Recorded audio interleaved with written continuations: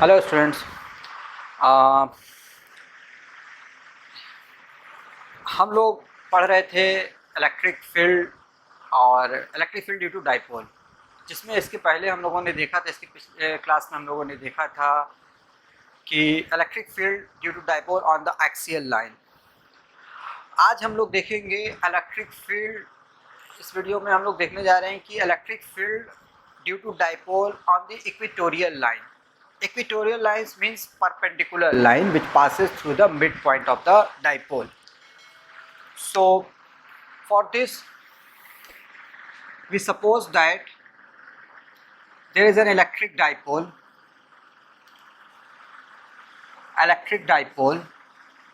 having charges plus q and minus q at the point placed at the point A and P. Suppose that let O be the midpoint of the dipole, let 2A be the length of the dipole, so AO is equal to A and OB is equal to A. Now this is our equatorial line. This is our equatorial line. On this equatorial line, suppose there is a point P, this one, at a distance r from the midpoint of the dipole.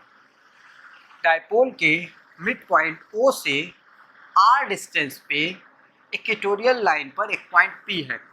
तो हम लोग को क्या करना है, point P पे electric field की, net electric field की वैल्यू फाइंड आउट करना है due to this dipole, means due to dipole, due to charges plus q and minus q, this one. ठीक, तो फॉर दिस हम सपोज कर लेते हैं कि जो इलेक्ट्रिक फील्ड होगी at point P due to plus q charge, इसकी वैल्यू है,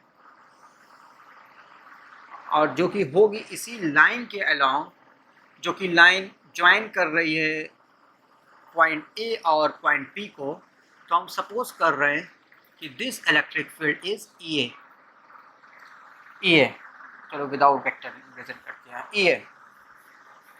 अच्छा, एक चीज़ और इसमें हमने सपोज किया कि दिस एंगल इज थीटा।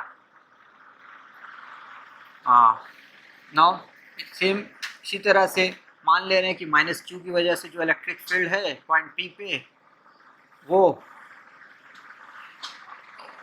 चूँकि माइनस है इसलिए इनवर्ड होगी, और प्लस की वजह से आउटवर्ड होगी। तो ये इसको हम सपोज कर ले रहे हैं EB इनवर्ड और ये आउटवर्ड। दिस ऑब्वियसली ये लेंथ और ये लेंथ ऑब्वियसली सेम है, सपोज दैट L। तो ये एंगल भी थीटा सेम होगा जो कि ये एंगल है। ठीक, तो हमारे लिए जो नोन क्वांटिटी है जिसके टर्म में हम लोग फाइनल रिजल्ट बताएंगे वो A और R और Q। ठीक है, तो अच्छा, अब EA की जो वैल्यू होगी, at point P, now EA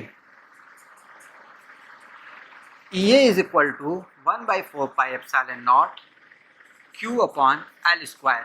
L distance हम लोगों ने ये माना है L स्क्वायर, और आउटवर्ड डायरेक्शन में होगी ये। Question number 1, in outward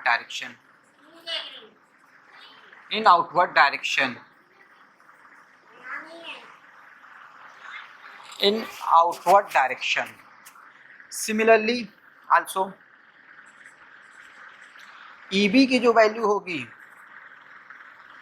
outward से बेहतर हम लिख देते हैं अलोंग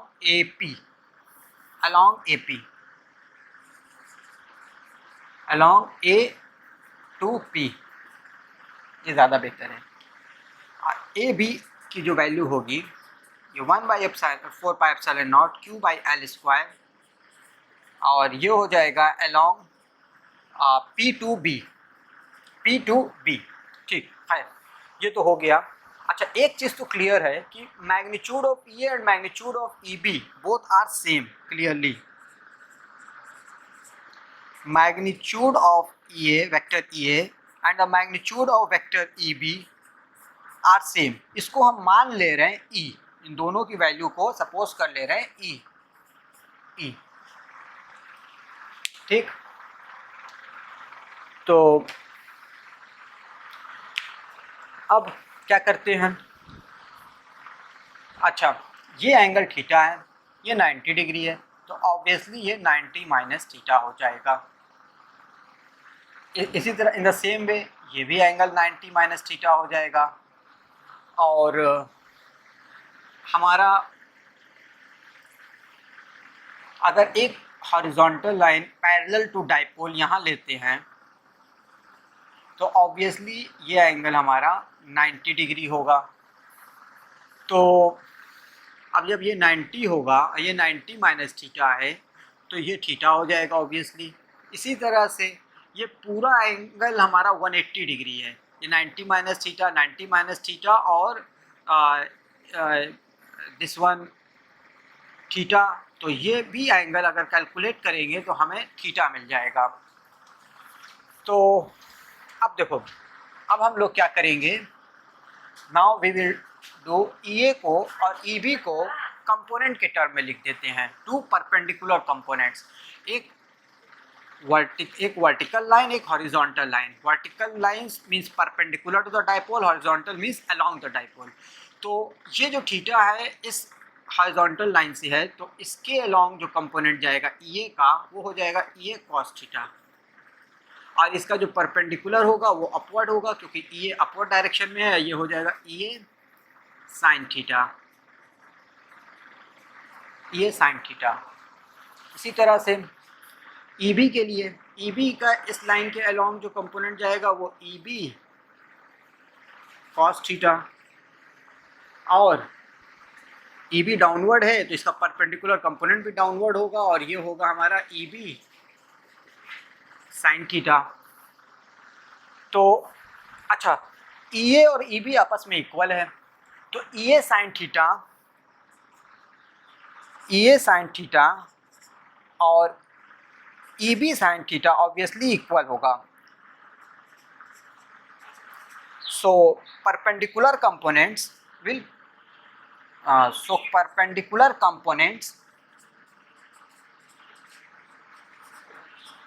cancel each other, एक दूसरे को कैंसिल कर देगा। अब जो हमें नेट फील्ड मिलेगी सिर्फ इस हॉरिजॉन्टल कंपोनेंट की वजह से ही मिलेगी। तो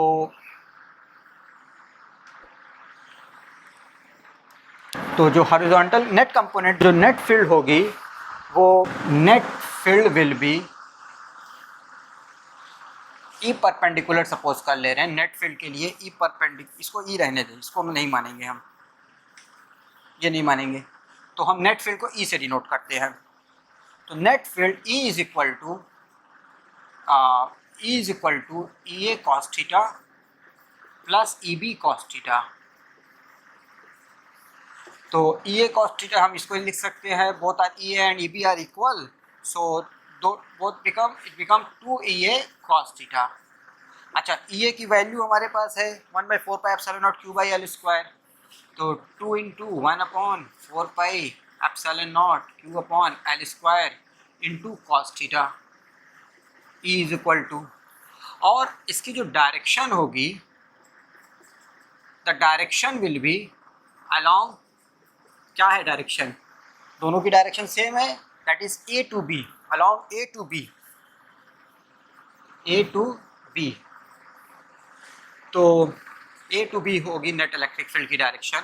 अब इसको हम थोड़ा सिंप्लीफाई कर लेते हैं। cos theta from geometry, cos theta की जो वैल्यू है base upon hypotenuse in right angle triangle APO, A upon L, cos theta is equal to A upon L, 2 into 1/4 pi epsilon naught Q by L square.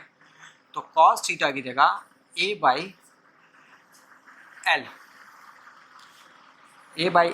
यहाँ bracket में लिख देते हैं, cos theta is equal to A by L। ठीक,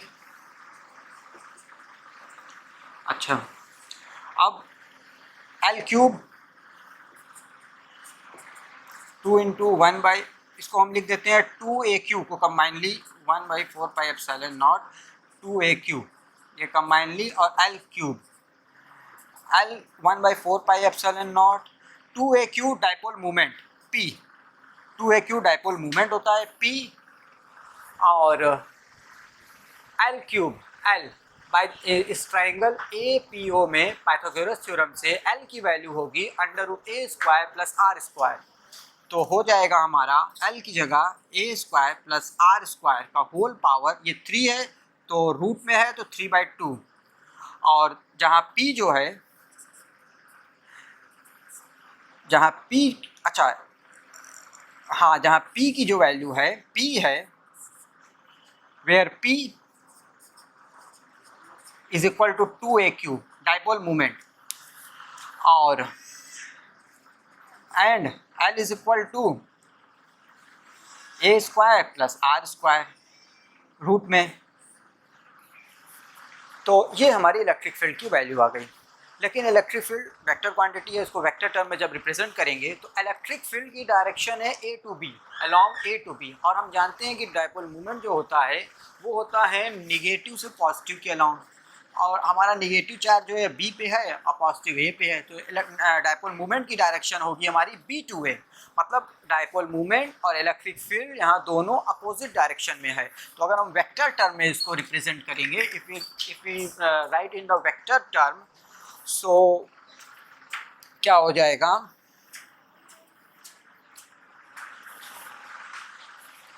तो क्या हो जाएगा, इसकी जो वैल्यू आ जाएगी हमारी,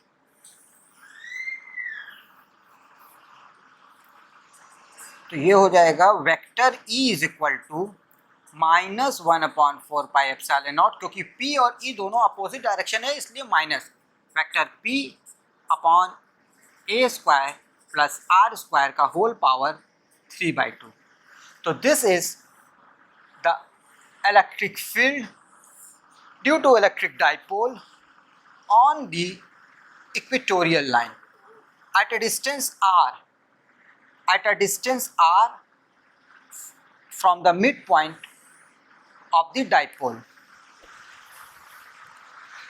डाइपोल के मिड पॉइंट से r डिस्टेंस पे इक्वेटोरियल लाइन पे इलेक्ट्रिक फील्ड की जो वैल्यू होगी, नेट इलेक्ट्रिक फील्ड, वो ये हमारी E is equal to vector E is equal to -1/4πε0 vector P/a² plus r² का होल पावर 3/2, जहाँ पे P जो है vector P the dipole movement of the dipole 2a³। अच्छा, इसमें एक स्पेशल केस हम लोग देख लेते हैं। हम एक स्पेशल केस इसमें देख लेते हैं कि अगर A की वैल्यू जो है बहुत मच स्मॉलर है R से, जो हम डाइपोल की लेंथ ले रहे हैं वो R के कंपेयर में मच स्मॉलर है, तब क्या होगा।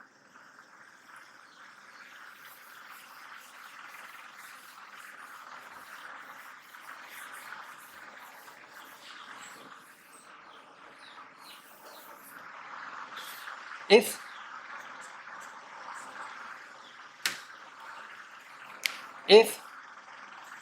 A is much smaller than R, so A जब बहुत स्मॉलर होगा R से तो ऑब्वियसली a² r² के कंपेयर में और ज़्यादा छोटा हो जाएगा, तो we can neglect a² in compare to r²।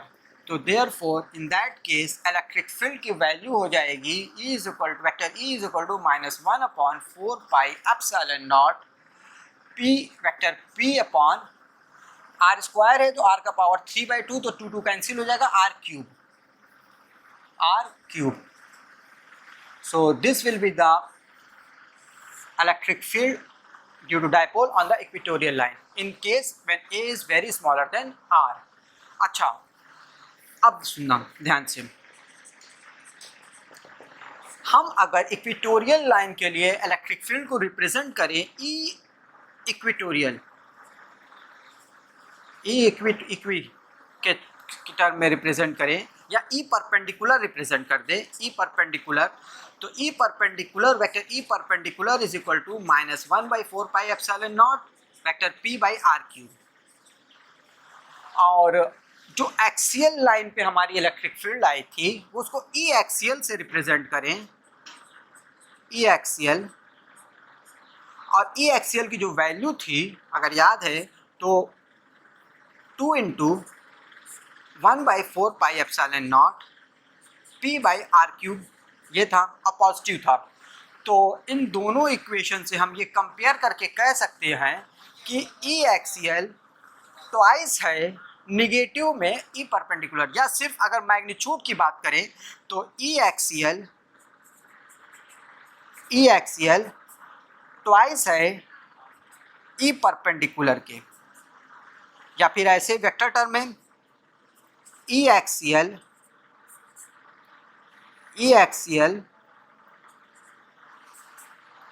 Minus twice है निगेटिव ऑफ ई परपेंडिकुलर के।